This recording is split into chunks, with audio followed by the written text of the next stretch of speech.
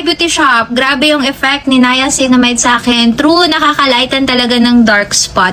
Paubos na talaga yung sa akin. Will order again. So, ito yung tinutukoy ni ma'am na cream. The niacinamide brightening cream. And ito yung ina-apply ko sa aking mukha.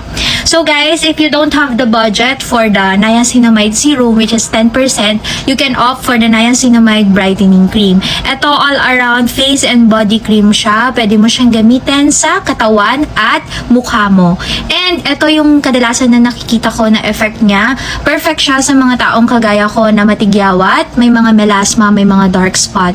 If naman wala ka nun, it will maintain your face smooth. Yes, meron siyang parang malambot na effect. So yung niacinamide brightening cream, this is from Thailand. 200 grams siya. FDA registered in Thailand, FDA registered in the Philippines, and now meron na siyang 64,000 sold here in TikTok in just how many months, dahil palagi siyang sold out. Yun. Thank you po sa feedback, ma'am. Don't forget to use your sunscreen.